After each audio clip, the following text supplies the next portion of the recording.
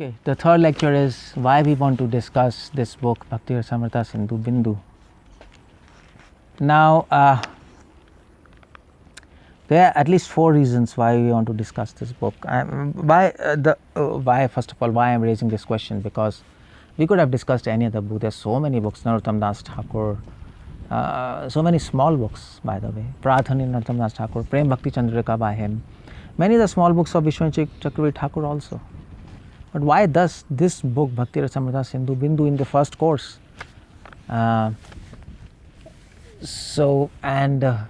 why not Srila Prabhupada books? That's another question. Okay, so there are 4 reasons why we want to discuss this book in this course. The first reason is, of course, Srila Prabhupada has mentioned in his books again and again, one should read the books of Acharyas scrutinizingly. And that's very important. Prabhupada has, in Chaitanya Charitamrita, he says Rupa Goswami writes so many books, one should read these books. He has often mentioned this, and when Prabhupada is saying we should read that books. Of course, we should first read Prabhupada books, and for that also we have many seminars and courses in these online courses. You can hear them. But this is a section devoted to scriptures of Gaudiya Vaishnava Acharyas.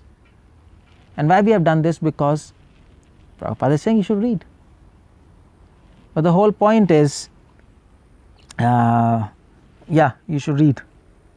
The second point why we are discussing this book is because this book is very important book out of all books. Why? Because all Sahijyas in Vrindavan, all Babajis, all Shastris, they comment on this book. They do lectures on this book. There are commentaries on this book. Because first of all, it's a small book, and lectures can be delivered on it in 5, 6, 7 days. You can just finish it off, and people can read it. It's in a small book. So Sahijyas like this book, and that's the whole problem. Because they like this book, we don't like them, and we don't like their commentaries, because their whole perception, their whole insight into this book is nonsense. What Vishwanath Chakravarti Thakur wants to convey, they are conveying their own ideas through this book, own stupid ideas. The very ideas Vishwanath Chakravarti Thakur is fighting for, they are using this book to establish those ideas. It's an irony. So that's why we are discussing this book. And of course, the third point is, this book should not be read oneself. I mean to say, you can't just download this book from net. You can do that. You can buy this book from Lohi Bazaar, but it's not recommended to read this book alone.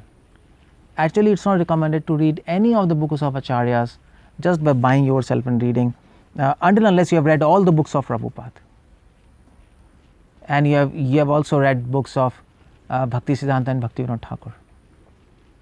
You can't proceed in parampara higher than that before doing this homework.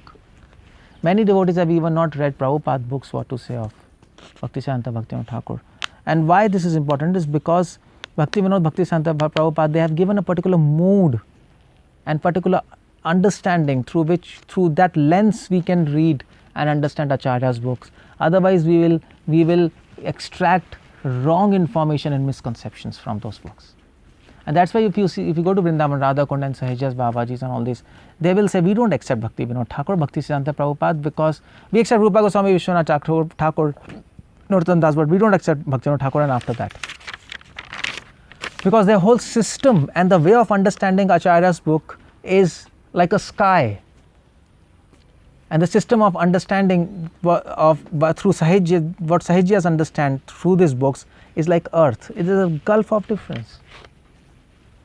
Or maybe one is west, one is east, one is north, one is south. When Sahijyas and Babaji Shastris, they read Bhakti Rasamrita Sindhu Bindu, they get a conclusion. And when Bhaktivinoda Thakur, Bhakti Siddhanta and Prabhupada, when they read, they get a conclusion which is entirely opposite. How is it? The same book but different, opposite understanding. That's the amount of difference there. So if you read yourself, most likely you will not be able to understand what this book is saying, and you will end up in gross misconceptions and fall down. So that's the whole idea there. That is why we want to do a course on this book, so that you don't read yourself. Of course, you don't read yourself, then what to do? Read an association of devotees who can present you the facts of this book through the lens of Bhakti Vinod, Bhaktisiddhanta and Srila Prabhupada. And then we can get the real spirit of this book as it is, Bhakti Rasa Sindhu Bindu as it is, then we can get. So these are the four main, these are one of the three main point why we want to do this course on this book. And the fourth point is why we want to do the course is because it will be easy to understand. You see the point, the way of, so I already told, the language Sanskrit is very easy, but another thing which is easy is the way of presentation. The way of presentation of Vishwanath Chakravarti Thakur, of the same concepts of Rupa Goswami, he has done in a very easy and in a very relishable way.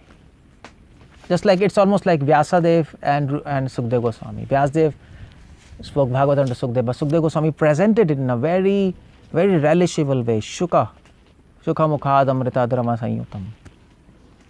Similarly, Rupa Goswami presented Nectar of Devotion, of course, in a very relishable way, but Vishwanath Thakur presents it in a more relishable and more presentable way. Presentable is a right word there. The presentation is according to the modern mind which is dull. That's the whole point there.